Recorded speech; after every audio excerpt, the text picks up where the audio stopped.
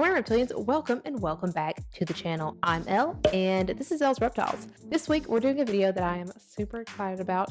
If you have been following my videos, my channel for any amount of time, you know that I wanted a hognose for forever. For probably about 3 or 4 years, I've wanted a hognose now, and it finally happened. I posted about it in this video a couple of weeks ago, and on TikTok and on Instagram. So if you haven't already, meet Osiris, my Western hognose. And we are going to talk about your first week with a baby hognose snake. This video is my care guide. This is just things that I have learned in the first week. And my normal disclaimer on these videos, remember that all reptiles are not the same. They do not have the same personalities. Your snake may take more or less time to adjust, and that's okay. Before we get started, this video is sponsored by iHeartGecko, so make sure to stay until the end of the video to find out all about this awesome company. Let's get started.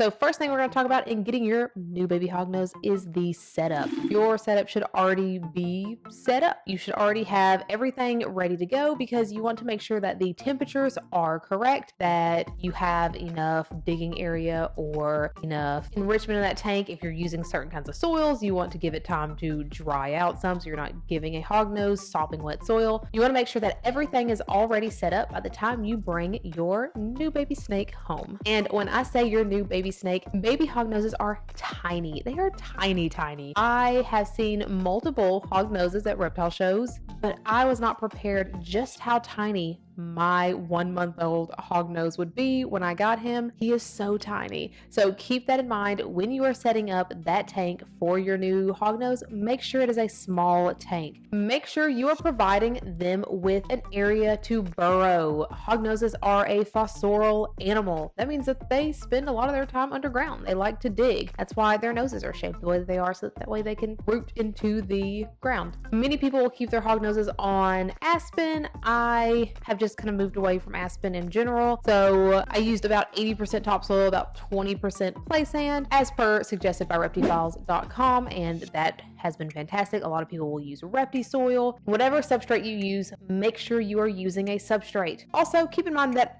hognoses are a diurnal animal. This means that it is highly suggested that you provide them with UVB lighting. This also means that they will come out and bask if you provide them with a basking light. I went the direction of one of Wiccan's Wicked Reptiles care guides and did a heat pad just for the moment while he is a tiny little baby, just because it's the easiest way to heat this tiny little tank and also still provide temperature gradient. But you can also do a basking bulb. The top of his rock here has a grow light attached to it, and that grow light puts off a little bit of heat to where the top of this rock actually gets about 85 degrees. He will actually hang out up here quite a lot. So as soon as he gets big enough to where I can use a basking bulb and provide a good temperature gradient, he is going to be getting a deep heat projector. One of the most important things that you can do in this setup though is make sure that you pack this thing with enrichment. Make sure that there are lots of hiding areas. Make sure that there are so many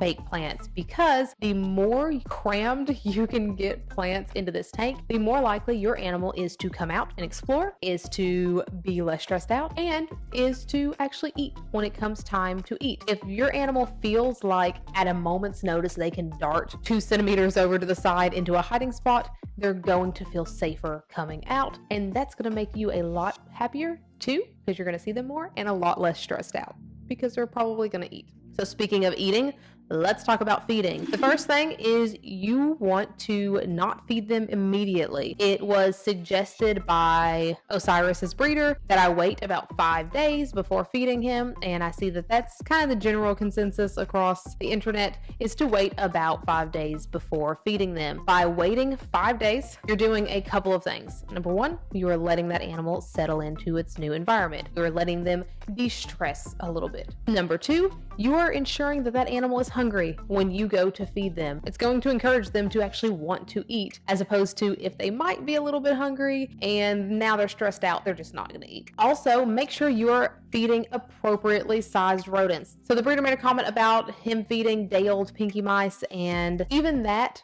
looked too big for this animal because they are so tiny. I just want to stress how tiny they are. If the prey item is too big, they're probably not going to eat it. And you also want to make sure that they are well started.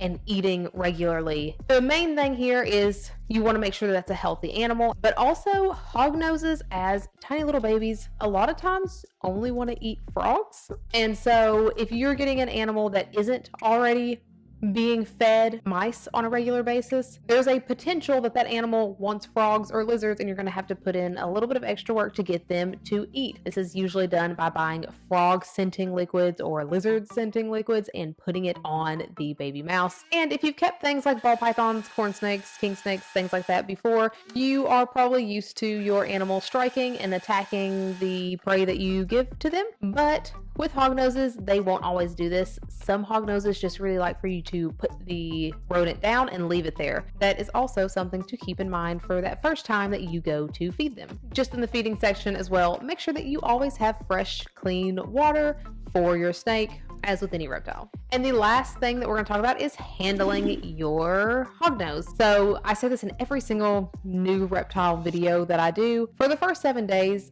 try your best not to handle them. When you're taking them out of the container they come in to put them into their new habitat, you can handle them a little then. They're already stressed out. But once you get them in that tank, try to just leave them there for at least 7 days. Handling them can stress them out. You are changing everything that they have ever known. They are in a new tank with new decorations, new hides, sometimes new substrate, a lot of times new substrates, new smells, new sights, new sounds. Everything is new. It's much less stressful for them if you also don't introduce handling and the stress of that on top of everything else they're trying to get used to. Handling them before that time is up can cause stress, but it also can cause them not to want to eat once that 5 days is up. But again, as I said at the beginning, all hognoses are different. If your hognose comes out and gets into your hand after 6 days and wants to be held, then go for it. If your hognose doesn't want to be held and they act very stressed out 8 days in, then maybe give them a couple more days. Kind of go by what your animal is doing, the body language of your animal, and just do what makes them comfortable. Even though I know it can be super hard to wait that long because they're so adorable and you just want to hold them. But when you do handle them, a couple things to keep in mind. Number one, hognoses aren't really known to be super bitey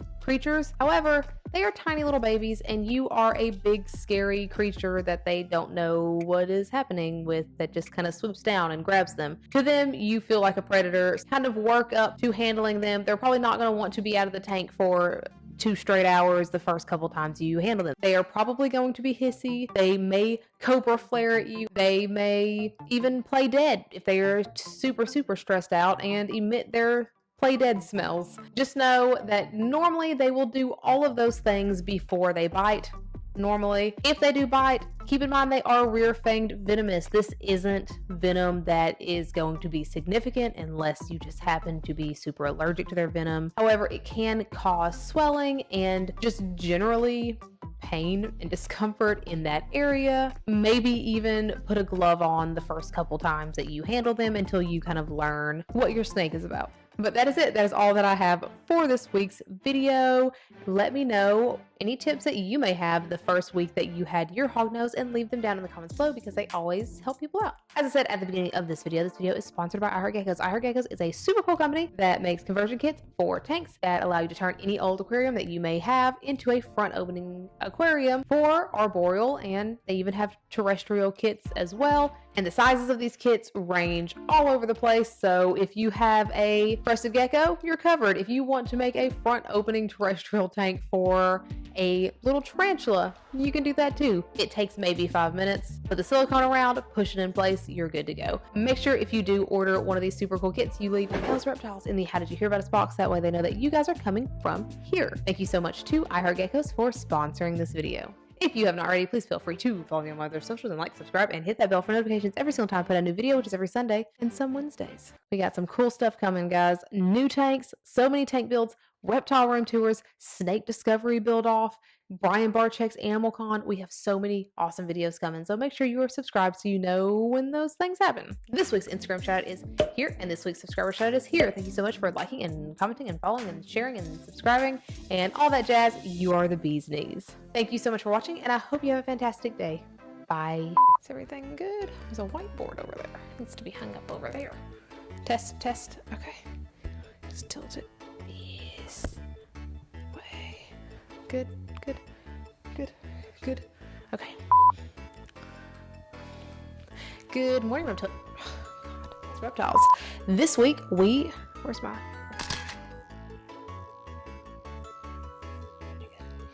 this week, and my normal disclaimer on all these videos, remember all, and it can also cause them to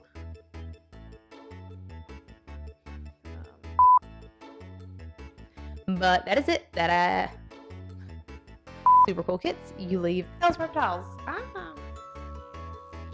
As always, if you haven't already, please feel free to follow me on my socials and like, subscribe, and hit the bell for notifications every single time when I do videos.